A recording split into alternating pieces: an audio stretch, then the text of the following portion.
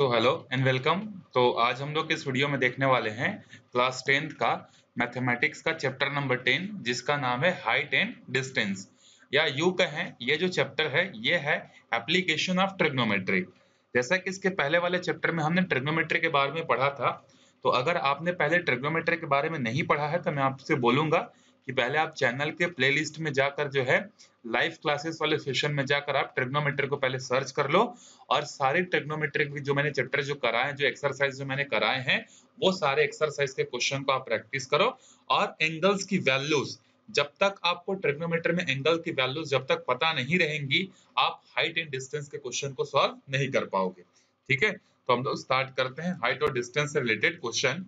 तो इसमें ना हमें कुछ इस तरीके के क्वेश्चन मिलेंगे, जैसे देखो मान लो ये जो है क्या है, एक बहुत बड़ा टावर है, ठीक है, एक बहुत बड़ा माउंटेन है। ये जो माउंटेन है इसकी हाइट जो है किसी रीजन से प्रैक्टिकली जो है मेजरमेंट नहीं की जा सकती। ठीक है, बहुत लंबी हाइट है, इसमें चढ़कर जो है टेप लेकर हम लोग मेजरमेंट नहीं कर पा रहे हैं।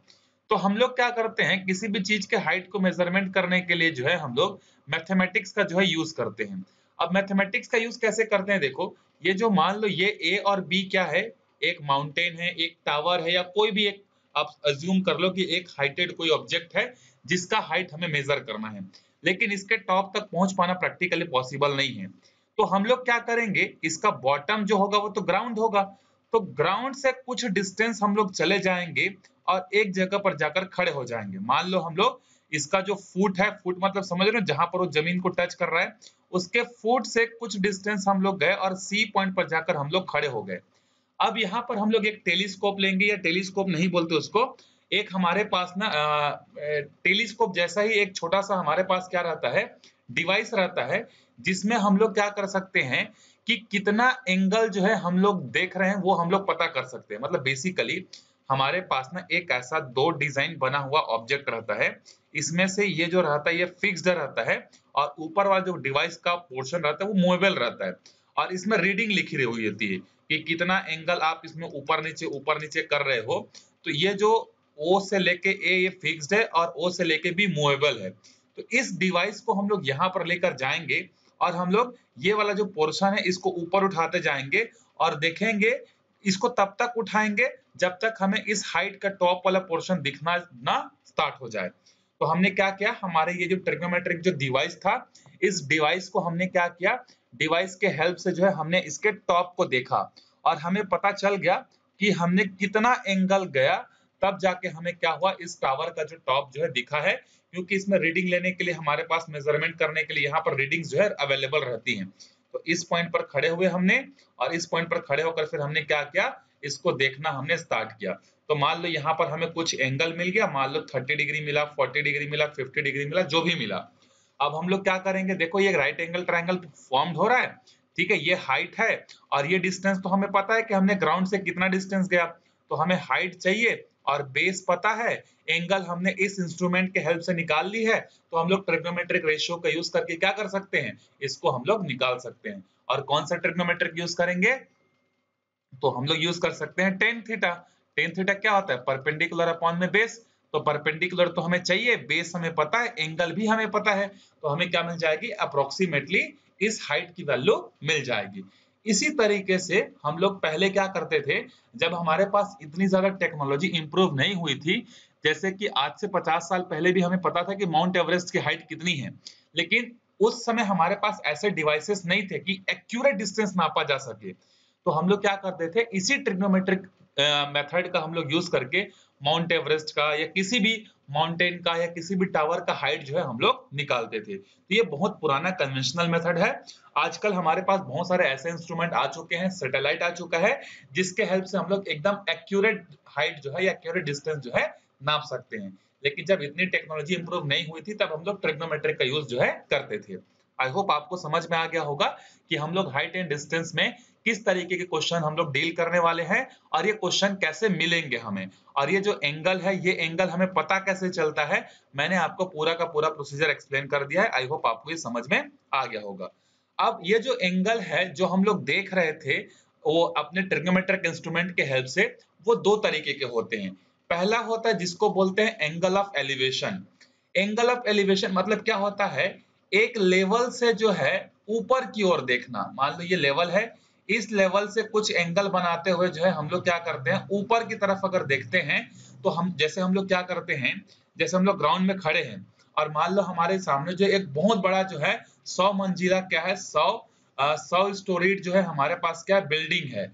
अब उसके टॉप को अगर हम लोग देखेंगे तो हम लोग अपने मुंडी को क्या करेंगे, ऐसा ऊपर उठाकर देखेंगे। तो हमारा जो आंख है पहले एक नॉर्मल लेवल पर था, ये देखो ये मान लो हम लोग हैं और ये हमारा आंख है, तो ये हमारा आंख का लेवल ये है। अब हम लोग उसको देखने के लिए क्या करेंगे, अपने मुंडी को ऊपर उठाएंगे।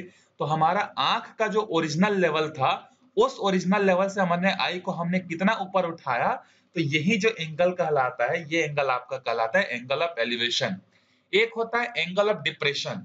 एंगल ऑफ एलिवेशन ऊपर की तरफ देखने से जो एंगल बनता है, और एंगल ऑफ डिप्रेशन जैसे मान लो आप 100 मंजिला छत पे चढ़े हो, ये मान लो एक घर है और इस घर में कितने बिल्डिंग है, 100 मंजिल है इसमें, और ये फिर 50 मंजिल कुछ भी है, मतलब आप एक पर्टिकुलर हाइट पर चढ़े हुए हो। मान लो आप यहाँ पर खड़े हो और नीचे में एक कार जा रही है, उसको आप देख रहे हो, तो आप अपने मुंडी को क्या करोगे, नीचे करोगे ना, नीचे करोगे तभी तो आपको कार दिखेगा। तो आपका आंख का लेवल पहले यहाँ था, आपने कार को देखने के लिए अपनी मुंडी को नीचे कर दिया, तो यहाँ पर क्या हुआ, कुछ एंगल बना, इसको बोलते हैं एंगल ऑफ डिप्रेशन।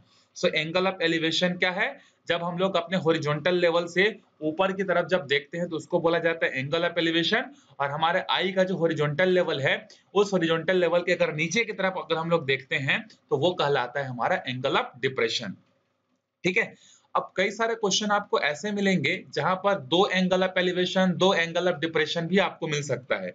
सो देखो, अगर मान लो दे दिया कि जैसे ये एक टावर है, बीसी एक टावर है, एक आदमी पहले क्या हुआ, बी मतलब फुट ऑफ द टावर है, यहां से कुछ डिस्टेंस गया और कुछ डिस्टेंस जाकर वो ए पर पहुंच गया, और ए से इसने टावर की हाइट को देखा और यहाँ पर एंगल बन रहा है, मान लेते हैं कि 30 डिग्री, एक एक पॉइंट पर एंगल बना 30 डिग्री। ये पॉइंट नहीं है ना, वो मान लेते हैं हम लोग, मैं बताऊंगा कि कौन सा पॉइंट होगा। पहले आप ये सिर्फ समझो कि एक आदमी जो है इस टावर के फुट से आगे गया, एक लोकेशन ए पर और दूसरा लोकेशन ए डेस पर, एक जगह पर एंगल बना 30 डिग्री और एक पॉइंट पर एंगल बना 60 डिग्री। किसके साथ, उस टावर के टॉप के साथ। तो अगर मैं आपसे पूछूं कि ये वाला एंगल θ1 60 डिग्री होगा कि θ2 60 डिग्री होगा, तो अब आप कंफ्यूज हो जाओगे कि सर θ1 60 डिग्री होगा कि θ2 60 डिग्री होगा, क्योंकि यहाँ तो दो दो एंगल हैं और एक ही टॉप ऑफ द टावर के साथ है। तो हमेशा याद रखना, जो एंगल टावर के नजदीक होगा वो हमेशा बड़ा एंगल होगा। किसी चीज के आप जब ज्यादा नजदीक जाओगे तो आपको मुंडी को ज्यादा उठाना पड़ेगा, और किसी चीज के आप जितना दूर रहोगे उसको देखने के लिए उसकी मुंडी को उतना ही कम झुकाना पड़ेगा। तो यहाँ पर जो θ1 है ये होगा 60 डिग्री, और जो θ2 होगा ये दूर है, ये होगा हमारा 30 डिग्री। आई होप आपको समझ में आ गया होगा कि अगर दो एंगल ऑफ एलिवेशन या दो एंगल ऑफ डिप्रेशन दिए हैं, तो जो नजदीक होगा टावर के या बिल्डिंग के वो क्या होगा, आपका ज्यादा बड़ा एंगल बनाएगा, और जैसे जैसे आप फुट ऑफ द टावर से दूर जाते जाओगे आपका एंगल क्या होता जाएगा, छोटा होता जाएगा। तो इस चीज को आपको याद रखना है, एग्जाम में आपको कंफ्यूजन हो सकता है। तो जितना दूर जाओगे किसी टावर से वो क्या होगा, उतना छोटा एंगल बनेगा, जितना नजदीक आओगे उतना बड़ा एंगल जो है बनेगा। अब आप एक्सरसाइज हम लोग स्टार्ट करते हैं, लेकिन एक्सरसाइज को स्टार्ट करने से पहले आपको सारे एंगल्स की वैल्यूज जो है पता होनी चाहिए। मैं कोशिश करूंगा हर क्वेश्चन में एक रफली डायग्राम बनाकर आपको क्वेश्चन को एक्सप्लेन करने की, ठीक है, ताकि आप उसको अच्छे से क्या कर सको, रिलेट कर पाओ। सो देखते हैं हम लोग एक्सरसाइज फर्स्ट का फर्स्ट क्वेश्चन। देखो क्या बोल रहा है, the angle of elevation of the top of a tower from a point on the ground. एक टावर है और उस टावर से कुछ दूर पर एक पॉइंट है, और उस पॉइंट पर खड़े होकर हम लोग क्या कर रहे हैं, टावर के टॉप को देख रहे हैं। अब वो पॉइंट कितना दूर है, तो वो टावर के फुट से जो है 90 मीटर दूर है, और जो एंगल ऑफ एलिवेशन जो बन रहा है वो 30 डिग्री है। तो हमें क्या करना है, टावर की हाइट जो है हमें फाइंड आउट जो है करनी है। तो अब वो कैसे करेंगे, देखो लेट से हमने क्या किया, एक टावर जो है हमने कंसिडर किया। लेट से ये जो ए बी है ये क्या है, वो टावर है, और बी उसका फुट है, और ये क्या है, हमारा ग्राउंड है, ये जमीन है। ठीक है, इस जमीन से जो है, अब देखो इस साइड भी जा सकते हो, इस साइड भी जा सकते हो, किधर जा रहे हो हमसे नहीं बताया है, तो आप इधर भी मूव कर सकते हो, इधर भी मूव कर सकते हो, लेकिन हम लोग अभी मूव करेंगे इधर लेफ्ट हैंड साइड में। इस टावर के फुट से हम लोग कहाँ चले गए, एक पॉइंट सी पर, और ये जो सी है यहाँ से बी से जो इसका डिस्टेंस ये कितना है 90 मीटर। क्वेश्चन ने बोला है कि नहीं, जिस पॉइंट पर खड़े होकर हम लोग टावर के टॉप को देख रहे हैं, मतलब जिसके साथ एंगल ऑफ एलिवेशन बन रहा है वो 90 मीटर दूर है, और जो एंगल बन रहा है, जो एंगल बन रहा है वो कितना एंगल बन रहा है, 30 डिग्री का एंगल बन रहा है, तो ये हो जाएगा 30 डिग्री। अब देखो टावर जो होता है वो जमीन के साथ कैसा होता है, सीधा खड़ा होता है, परपेंडिकुलर, तो परपेंडिकुलर मतलब 90 डिग्री। अब आप इसको सॉल्व कैसे करोगे, तो देखो एक स्टेटमेंट आप लिखोगे, let A B the height of tower and C is the point on the ground. C क्या है, उस ग्राउंड पर जो है एक पॉइंट है, ए बी क्या है, वर्टिकल हाइट है। अब ये हाइट हमें क्या करनी है, फाइंड करनी है ए बी, और हमें बी सी पता है। तो ऐसा कौन सा ट्रिग्नोमेट्रिक रेशियो होता है जो हाइट और बेस को कनेक्ट करता है, तो आपको याद होगा, सो वी नो दैट जो टेन थीटा होता है वो किसको किसको कनेक्ट करता है, परपेंडिकुलर अपॉन बेस को। तो यहाँ थीटा के प्लेस में कितना एंगल है हमारे पास, देखो 30 डिग्री, और परपेंडिकुलर हमारा क्या है, ए बी, हमारा बेस कितना है 90 डिग्री। अब देखो जो टेन 30 डिग्री है, टेन 30 डिग्री की वैल्यू कितनी होती है, तो टेन 30 डिग्री की वैल्यू होती है 1 अपॉन में रूट 3। सो 1 अपॉन में root 3 equals to A B upon में 90। ये 90 यहाँ जाके इसको मल्टीप्लाई करेगा, ये हो जाएगा 90 अपॉन में root 3 equals to A B. आपका आंसर यहाँ तक भी हो सकता है, या अगर आप इसको चेंज करना चाहो तो आप क्या कर सकते हो, यहाँ पर रूट 3 का मल्टीप्लीकेशन कर दो और रूट 3 का डिवीजन कर दो, तो ये क्या हो जाएगा, देखो ये नीचे के रूट 3 क्या बन जाएंगे, ये बन जाएंगे 3, तो ये हो जाएगा 90 रूट 3 अपॉन में 3 इक्वल्स टू, अभी हो जाएगा 3 और ये हो जाएगा 30, तो हमारा आंसर कितना आ जाएगा 30 रूट 3 मीटर। तो उस टावर की जो हाइट है दैट इज 30 रूट 3 मीटर जो है होगी। आई होप आपको ये क्वेश्चन समझ में आ गया होगा, बहुत इजी क्वेश्चन है। हमने सिर्फ क्या किया, टाव हमने एक डायग्राम बनाया और उस डायग्राम में हमने ए बी को किस नाम से पुकारा, ए बी को हमने पुकारा कि वो हाइट ऑफ द टावर है, सी क्या है, ग्राउंड में एक पॉइंट है जहां से हम लोग उस टावर के टॉप को देखेंगे, और जो एंगल ऑफ एलिवेशन बन रहा है वो कितना है 30 डिग्री का एंगल ऑफ एलिवेशन जो है बन रहा है। तो फिर हमने क्या किया, हमें हाइट चाहिए था, हमें बेस पता था, तो हमने क्या किया, ट्रिग्नोमेट्री का जो है टेन थीटा वाला रेशियो यूज किया, जो कि होता है परपेंडिकुलर अपॉन में बेस। तो परपेंडिकुलर हमारा ए बी है, बेस हमारा बीसी है, बीसी हमें पता था 90, हमने पुट कर दिया। टेन 30 डिग्री की वैल्यू आपको पता है कि टेन 30 डिग्री की वैल्यू कितनी होती है, 1 अपॉन रूट 3 होती है, हमने रख दिया। फिर आप चाहो तो 90 अपॉन रूट 3 तक भी आपका आंसर सही हो जाएगा, लेकिन इसको और सिंप्लीफाई करने के लिए हमने क्या किया, रूट 3 का मल्टीप्लीकेशन, रूट 3 का डिवीजन, या आप बोल सकते हैं हमने यहाँ पर रेशनलाइजेशन कर दिया, फिर हमारे पास क्या आ गया 30 रूट 3 जो है आ गया। सो ये है हमारा फर्स्ट क्वेश्चन का सॉल्यूशन। अब देखते हैं हम लोग हमारा सेकंड क्वेश्चन। देखो सेकंड क्वेश्चन क्या है, there is a vertical column which is 3h metre tall. एक हमारे पास वर्टिकल कॉलम है, मतलब टावर जैसा ही एक वर्टिकल हमारे पास कुछ हाइटेड ऑब्जेक्ट है जिसकी जो हाइट है वो 3h मीटर है। Find the angle of elevation from a point which is root 3h metre away from the base of the vertical column. अब देखो मैं इसको वापस से आपके लिए डायग्राम ड्रॉ करता हूं, ये तो हो गया हमारा फर्स्ट क्वेश्चन, तो इसको इधर रख सकते हैं, इधर देखते हैं सेकंड। मान लेते हैं कि हमारे पास जो वर्टिकल ऑब्जेक्ट है, वर्टिकल जो कॉलम है उसका नाम है ए बी। तो आप एक सेंटेंस लिखना, let A B a vertical column, और इसकी जो हाइट है वो क्वेश्चन में मेंशन्ड है, कितनी है 3h जो है मेंशन्ड है, ये देखो 3h metre tall. The angle of elevation from a point, देखो एक पॉइंट है हमारे पास रूट 3h जो कि उस वर्टिकल कॉलम के क्या है, बेस से कुछ दूर है। तो ये हमारा वर्टिकल कॉलम का फुट हो गया, इस फुट से मान लो सी पॉइंट पर हमारा वो पॉइंट है, और यहां से लेके यहां तक का डिस्टेंस कितना है, रूट 3h मीटर जो है। और हमें क्या करना है, जब इस सी पॉइंट पर खड़े होंगे तो हमें टावर का टॉप देखना है, और टावर का टॉप देखने से यहाँ पर कितना एंगल बन रहा है, मान लेते हैं थीटा एंगल बन रहा है, तो यही थीटा एंगल हमें जो है फाइंड आउट जो है करना है। So let A B the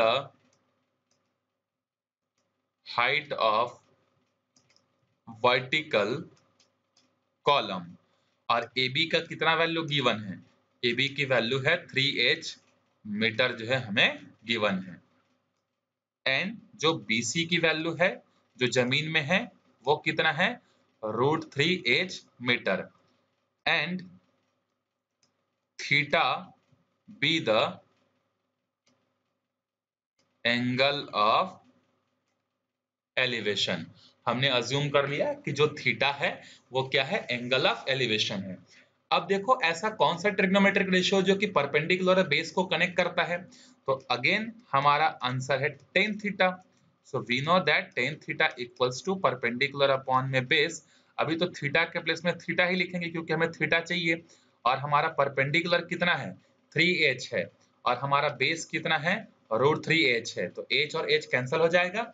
अब देखो ये जो 3 है, क्या मैं इसको दो बार √3 और √3 लिख सकता हूँ क्या, आंसर है बिल्कुल, क्योंकि देखो यहाँ पर √3 और √3 जब मल्टीप्लाई हुए थे तो क्या बन गए थे, 3, तो 3 वापिस से ब्रेकआउट हो जाएगा। या फिर आप लॉ ऑफ एक्सपोनेंट यूज कर सकते हो कि अगर कोई एक नंबर है √a, उसको उसी नंबर के रूट के साथ मल्टीप्लाई करते तो रूट और रूट कैंसिल हो जाता है और a मिलता है, तो a को वापिस से ब्रेक करके ऐसा भी तो लिख सकते हैं ना, तो ये और ये कैंसिल हो गए, और हमारे पास यहाँ से कितना मिल गया, tan थीटा इक्वल्स टू हमारे पास मिल गया √3। अब अगर आपको याद होगा तो √3 किसकी वैल्यू होती है, तो √3 होती है tan 60 डिग्री की, तो दोनों साइड से tan और tan कैंसिल हो गए, तो थीटा इक्वल्स टू हमें कितना मिल गया, आंसर है हमें 60 डिग्री जो है मिल गया। तो ये 60 डिग्री है एंगल ऑफ एलिवेशन। लास्ट में एक सेंटेंस लिख देना, hence the angle of elevation is 60 degree. ठीक है, चलो एक और क्वेश्चन सॉल्व करते हैं हम लोग। हाँ, a kite is flying at a height of 60 metre above the ground. एक पतंग है जो कि ग्राउंड से 60 मीटर ऊपर उड़ रहा है। द स्ट्रिंग, स्ट्रिंग मतलब होता है धागा, the string attached to the kite is temporarily tied to a point on the ground. और वो जो स्ट्रिंग है वो ग्राउंड के एक पॉइंट पर क्या है, टाइट है, बंधा हुआ है। The inclination of the string with the ground is 60 degree. Find the length of the string assuming that there is no slack in the string. अब देखो इसका डायग्राम कैसे बनेगा, एक मान लो ये ग्राउंड है और ग्राउंड में ये एक पॉइंट है, इस पॉइंट पर पतंग का जो धागा है वो बंधा हुआ है।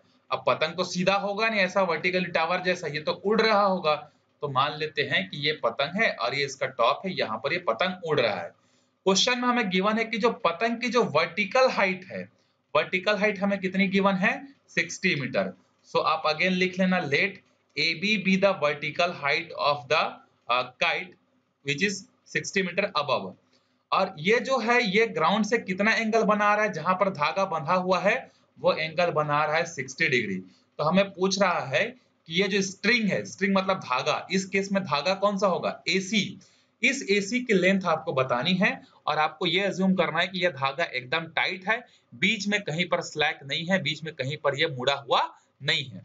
तो मैं इसको यहीं पे सॉल्व कर देता हूं। देखो आपको वर्टिकल हाइट पता है और आपको हाइपोटेनियस निकालना है, तो ऐसा कौन सा ट्रिग्नोमेट्रिक रेशियो होता है जो कि परपेंडिकुलर और हाइपोटेनियस को कनेक्ट करता है, आंसर है sine theta. So we know that sine theta equals to perpendicular upon में हाइपोटेनियस, तो थीटा के जगह रखेंगे 60 डिग्री, तो साइन 60 डिग्री इक्वल्स टू ये हो जाएगा हमारा 60, और जो हमें हाइपोटेनियस है AC, length of the string, ये फाइंड करनी है, तो ये एसी यहाँ चले जाएगा और ये साइन 60 जो है यहाँ आ जाएगा, तो ये हो जाएगा 60, और साइन 60 की वैल्यू कितनी होती है, √3 अपॉन में 2 होती है। फिर अगले स्टेप में ये क्या होगा, ये 2 जो है ऊपर चले जाएगा और ये बन जाएगा √3, तो ये कितना हो जाएगा 120 अपॉन में √3 मीटर, ये भी आपका आंसर हो सकता है। या अगर आपको और इसको सिंप्लीफाई करना है तो √3 और √3 का मल्टीप्लिकेशन कर दो, तो ये हो जाएगा 120 √3, √3 और √3 हो जाएंगे 3, 3 1 जा 3 40 जा, तो हमें यहाँ पर कितना मिलेगा 40 √3 मीटर। तो वो जो पतंग की जो लेंथ है, धागे की जो लेंथ है वो 40 √3 मीटर है। अगर आप चाहो तो √3 की वैल्यू भी पुट कर सकते हो। √3 की वैल्यू होती है 1.714 के आसपास होती है, या 1.7 रख के भी आप वैल्यू जो है निकाल सकते हो। आपको पता चल जाएगा कि पतंग का एग्जैक्ट लेंथ जो है कितना है। तो ये वाले वीडियो में हम लोग यहीं तक देखेंगे। इसके बाद का जो वीडियो होगा वो लंबा आएगा और उसमें हम लोग धीरे-धीरे जो है कवर करते जाएंगे। तो आपको वीडियो कैसा लगा आप बताइएगा, अपने दोस्तों के साथ शेयर कीजिएगा, कोई सजेशन हो तो जरूर बताइए। मिलते हैं अगले वीडियो में, तब तक के लिए बाय बाय।